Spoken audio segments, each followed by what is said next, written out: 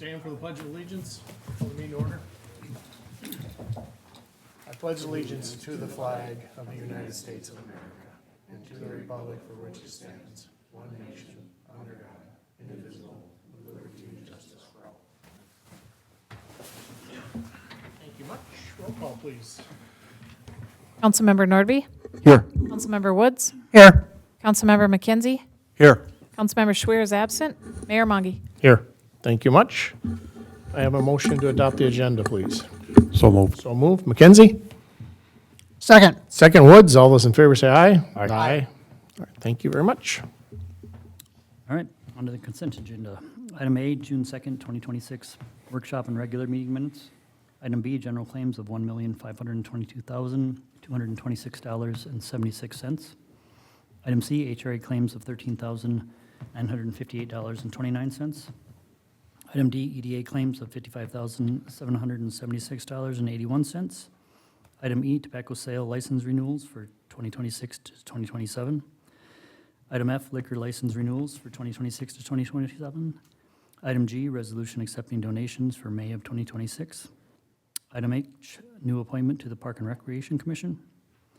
Item I, approval of complete curb and sidewalk improvement on 7th Avenue.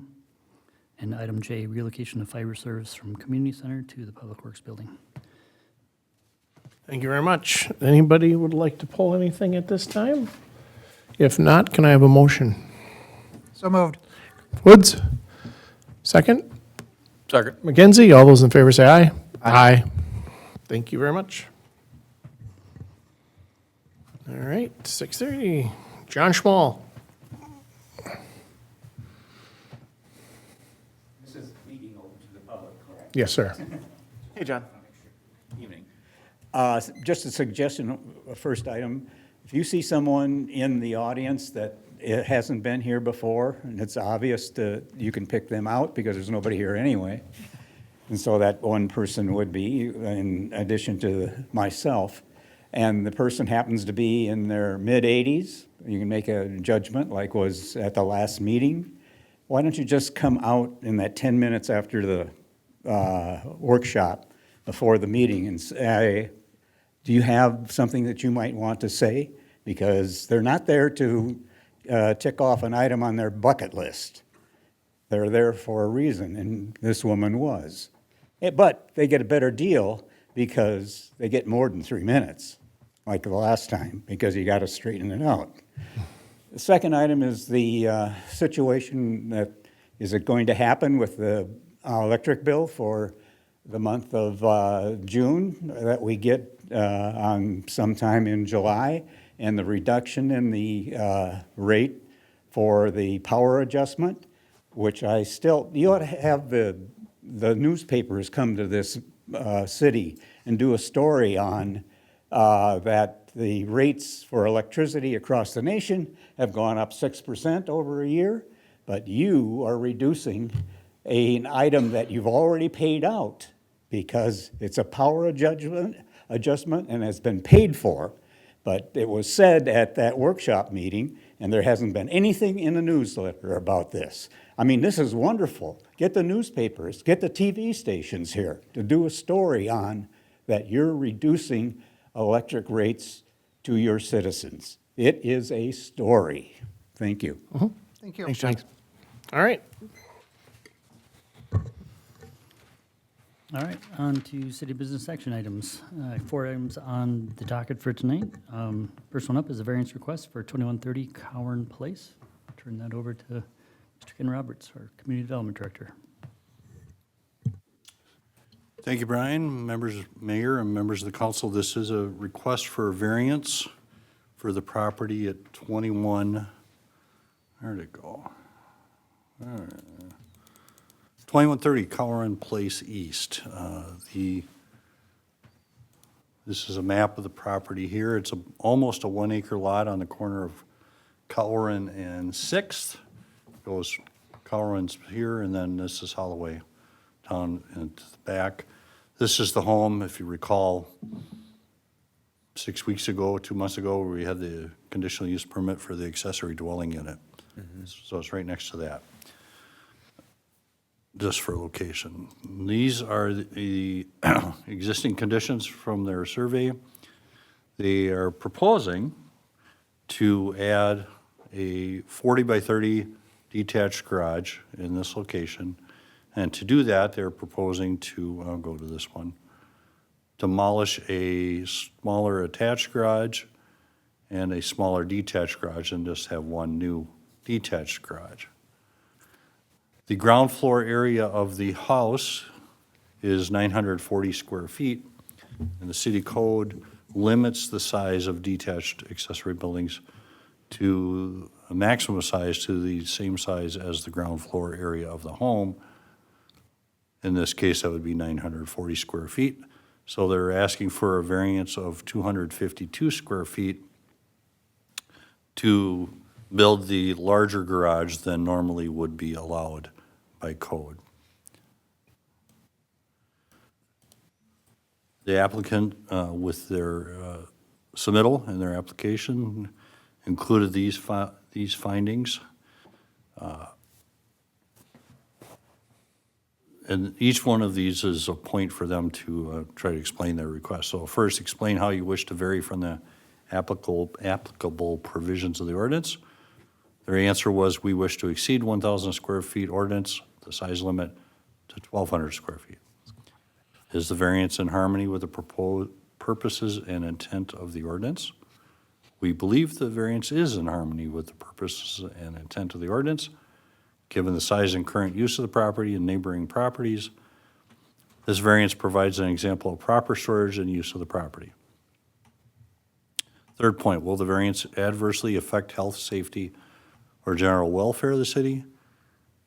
Their answer is the variance will not adversely affect the health, safety, general welfare of the city because it subsequently gives better aesthetic to the locality and presents proper storage use.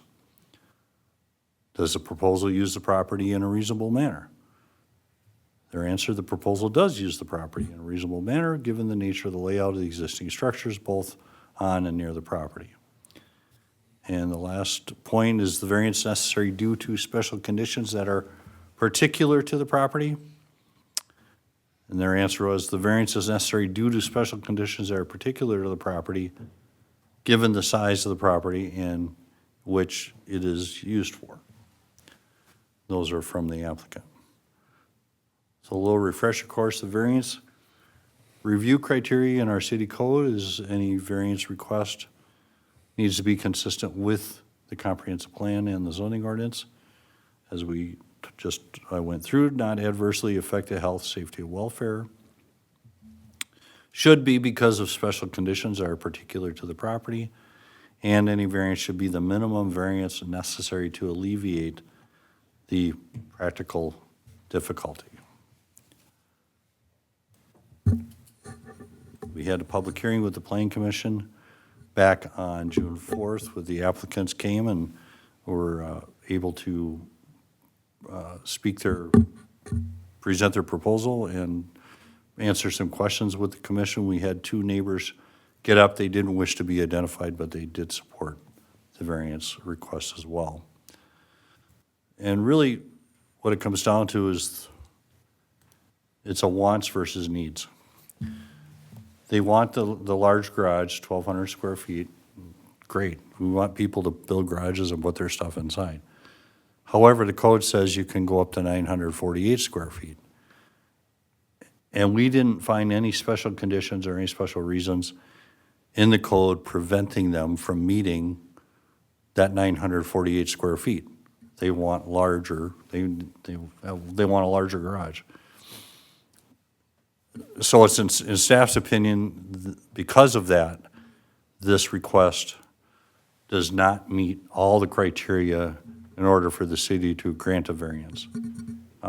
Again, the project meets many of the criteria. It won't harm the neighborhood. It will be in keeping with the neighborhood. But when we look at the plight of the landowner, it is due to circumstances unique to the property and not created by the landowner, and the variance is necessary to special conditions that apply to the land. Staff's response to that is, although the size of the lot is large for the zoning district, the existing lot size does not prohibit compliance with the zoning ordinance. Plan Commission reviewed this again at the public hearing on June 4th. They unanimously recommended denial, and staff agrees with that, and we have a resolution for you recommending denial of the variance application for the oversized accessory garage at 2130 Cowron Place. I do not see the applicants here, but I know they were notified. Okay.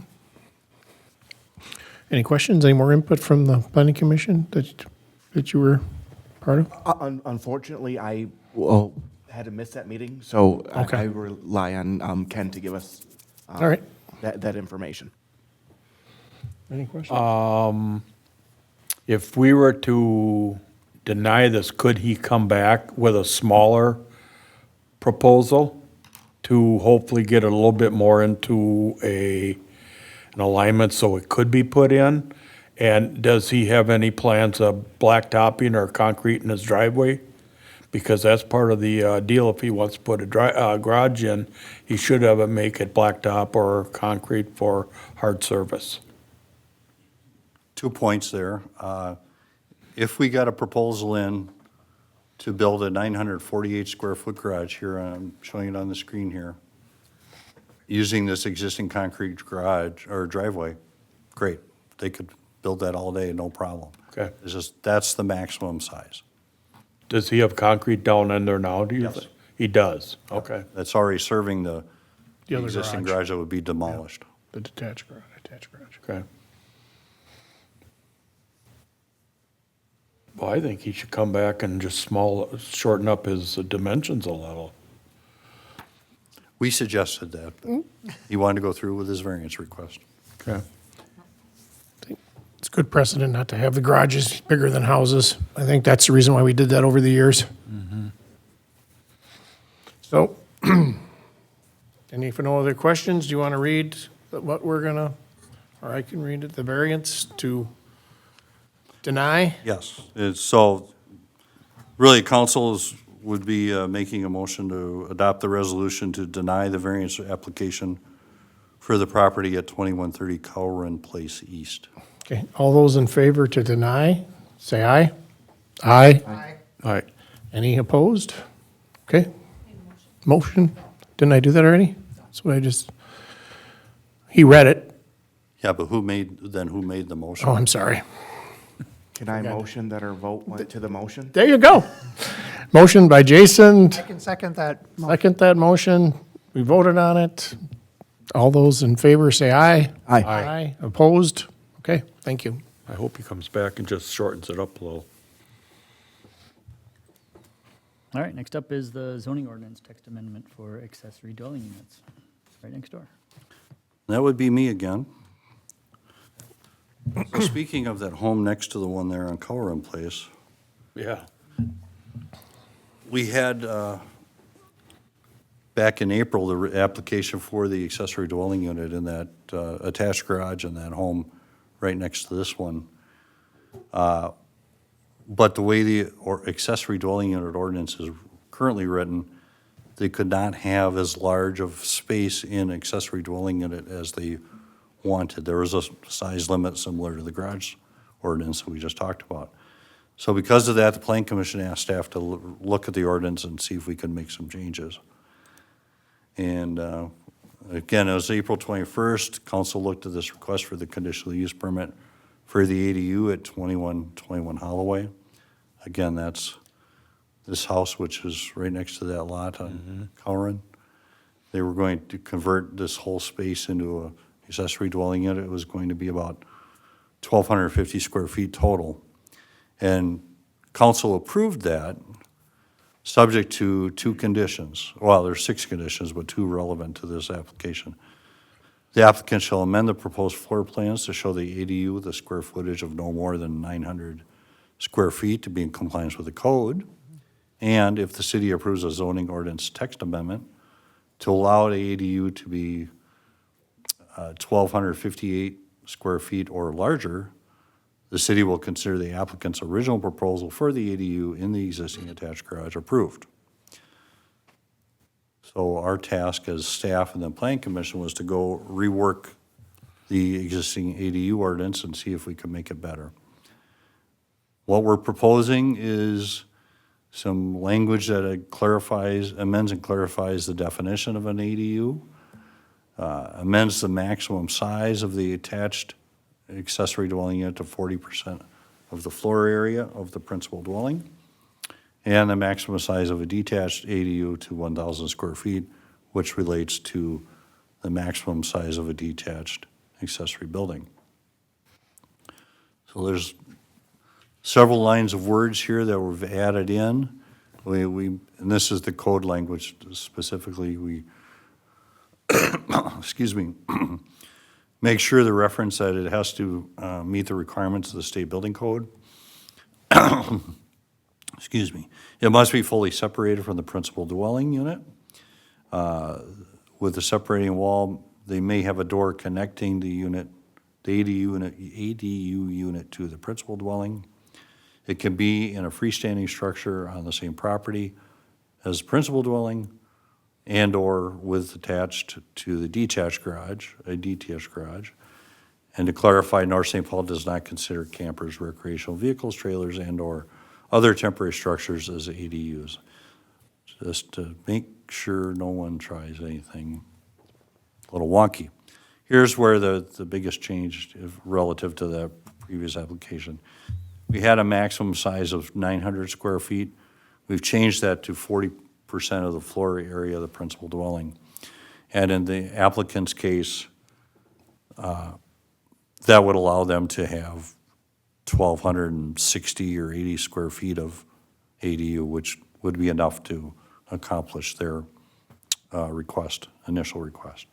And then, so that scales up. The larger the home, if it's attached, the larger the ADU can be. So you do it on a percentage and not just a flat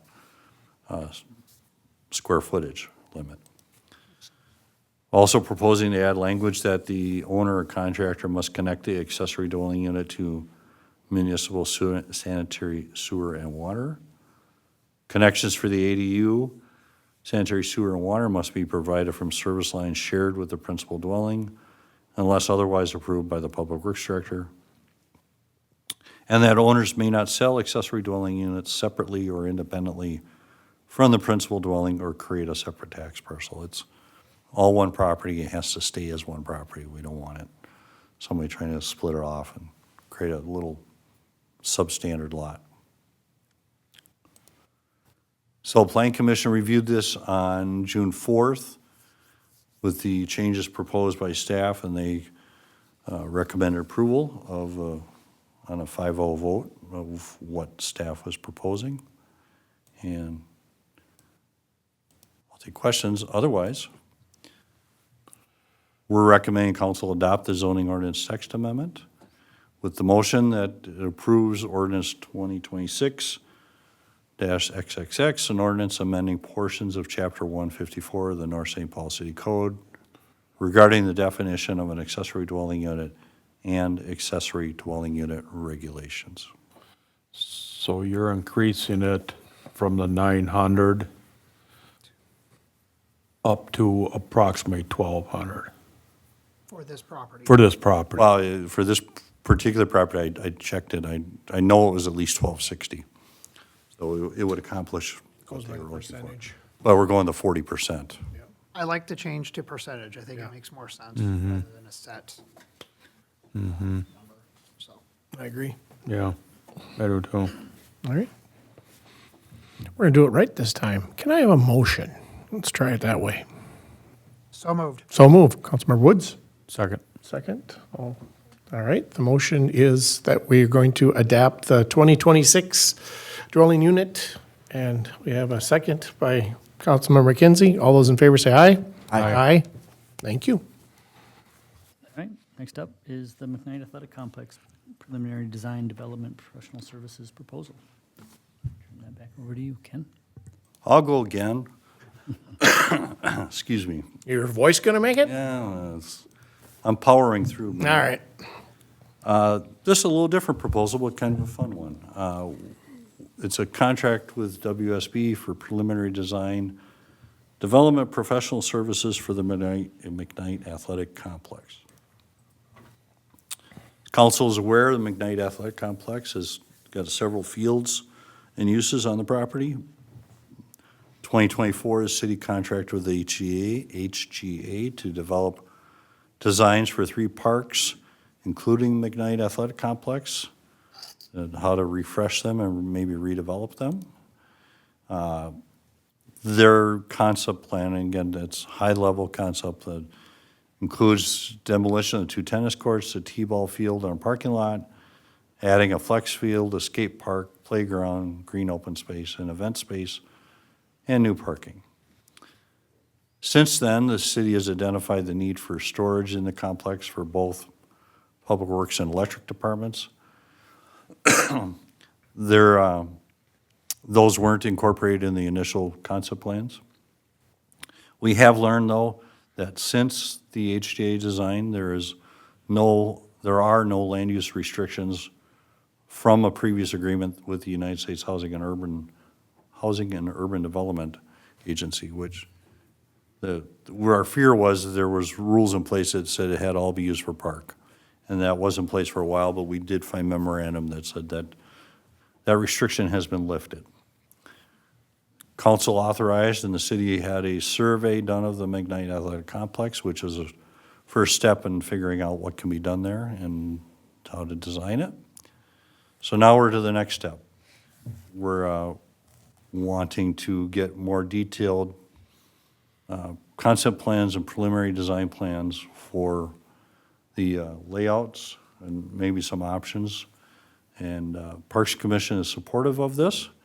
So a little reminder, this is the existing McKnight Fields, Highway 36 to the south, McKnight Road to the west, 11th Avenue up here, 4 softball fields around, tennis courts, Kunkel baseball field, a T-ball field, and parking and batting cages there. Some of those elements stay, some would go if everything got built as the concept plan shows. Excuse me. So this one, again, the parking here, McKnight Road's over here to the west. This is the flex field that was talked about.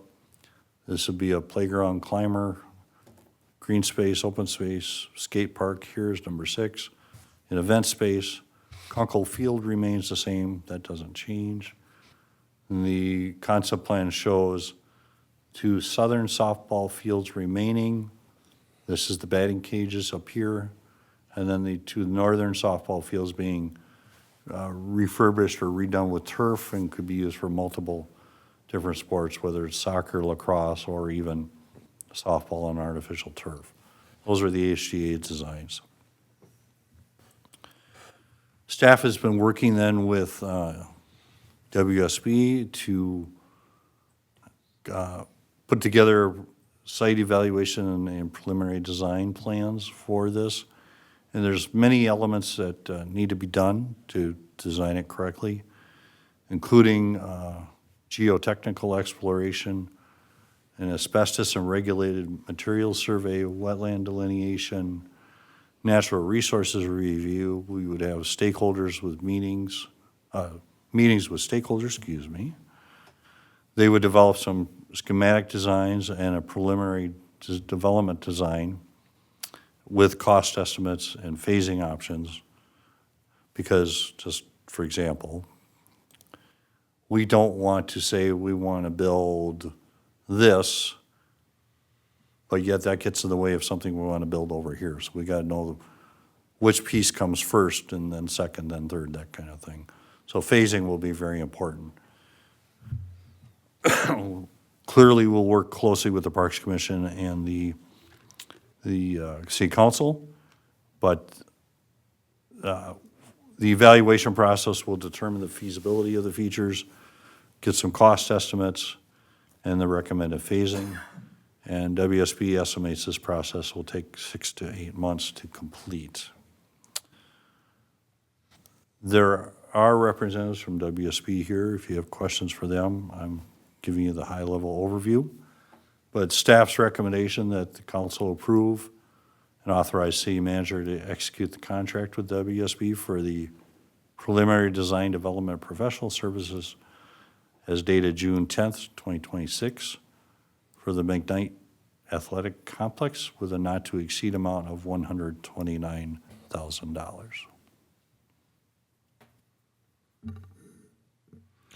Okay.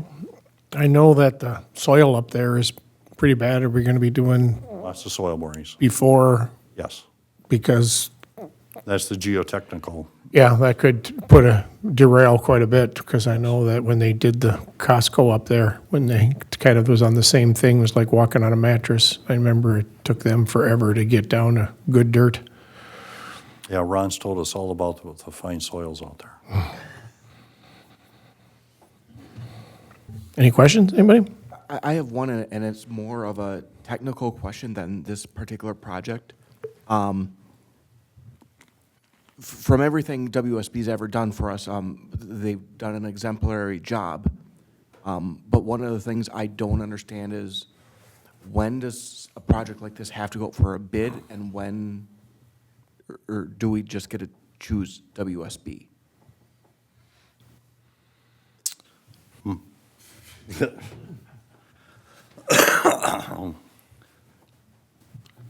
Just so I bet Morgan has an answer. It's a little odd that I'm answering that question, but I can certainly provide the context as having been a consultant engineer for coming up on 30 years.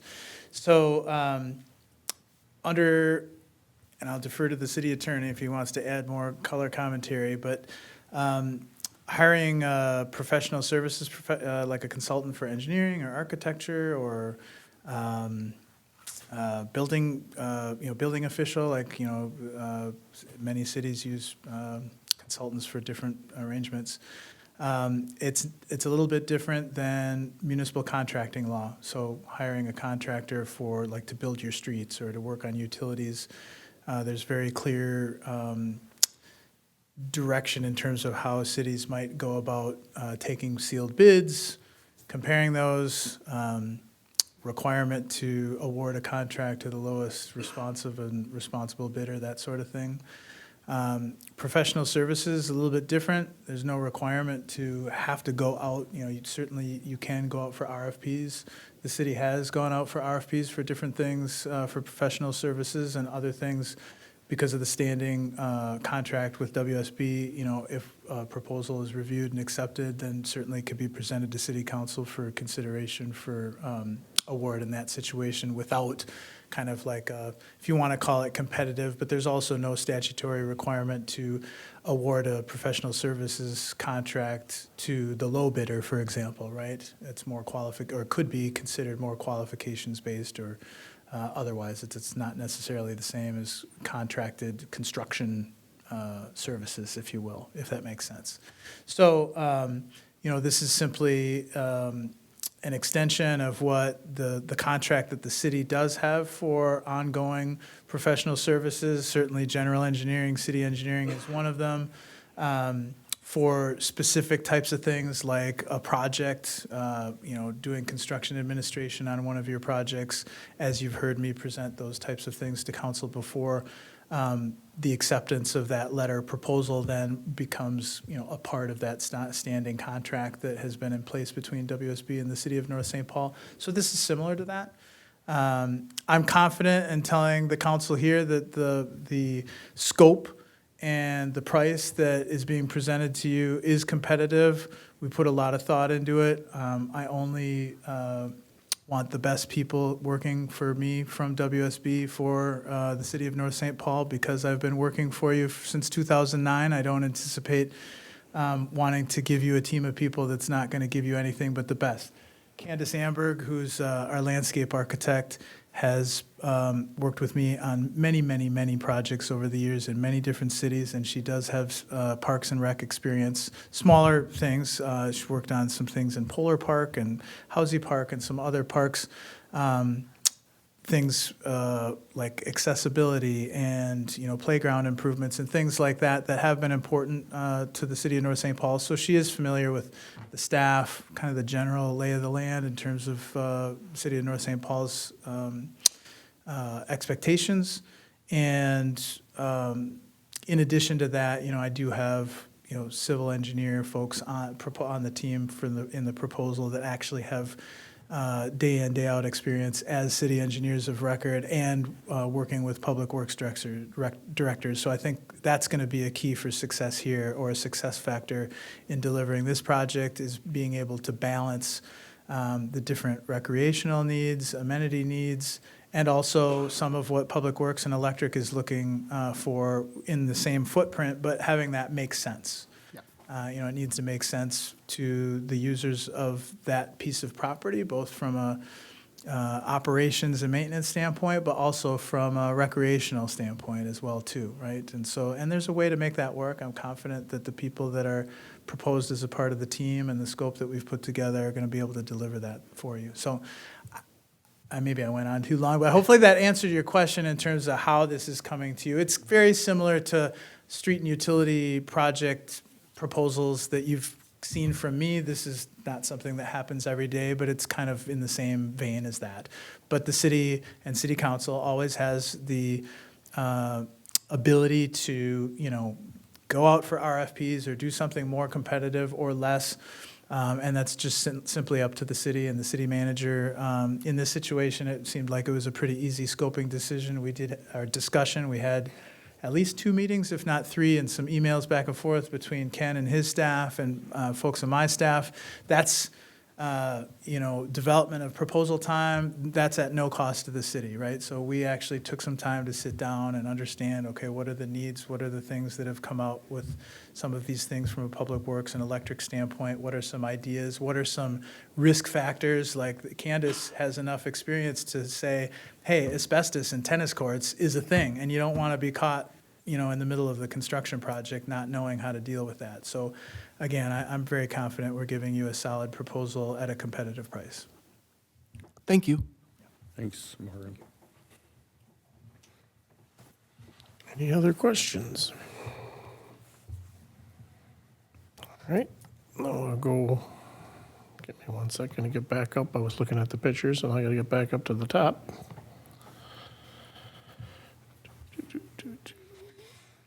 So the motion is that, Authorize city manager to execute Yep. a contract with WSB for the preliminary design development professional services dated June 10th, 2026, with WSB for McKnight Field and McKnight Athletic Complex with a not-to-exceed amount of $129,000.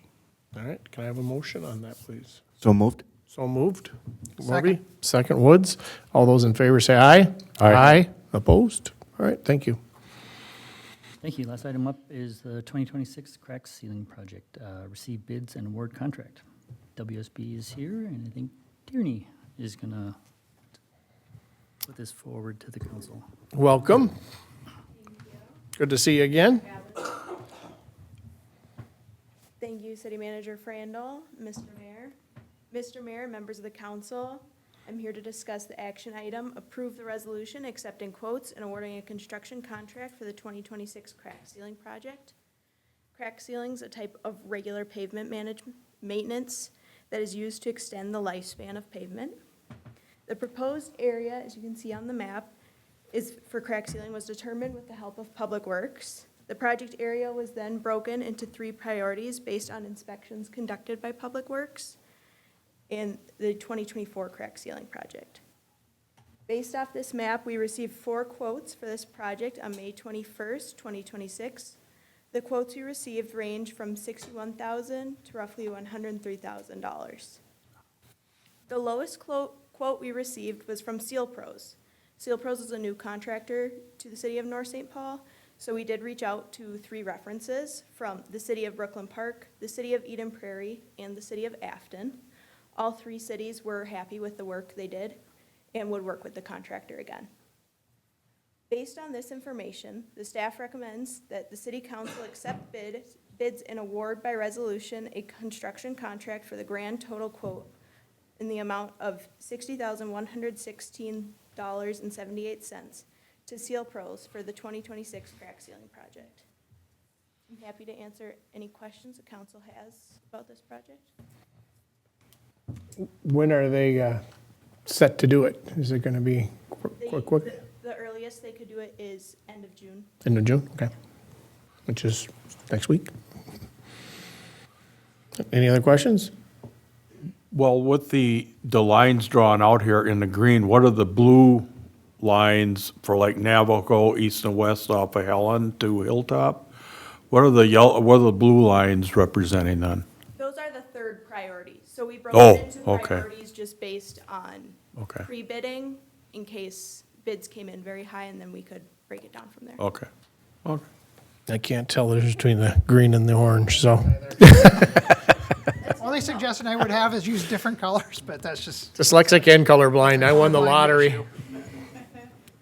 Good to know for the future. Yes. All right. If any other questions, can I have a motion for the crack ceiling project for 2026? So moved. So moved. Councilmember McKenzie. Second. Second. Councilmember Nordby. All those in favor say aye. Aye. Thank you very much. thank you, Tierney. Thank you, Jamie. Okay, go.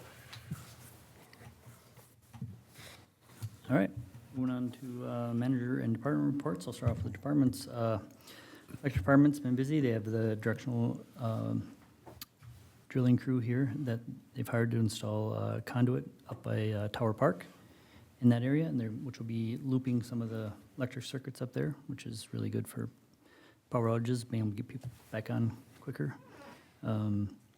Also, they're doing a lot of pole installations or changeouts, which they're nearly complete for the transfer for ongoing for the fiber company that has asked them to do that.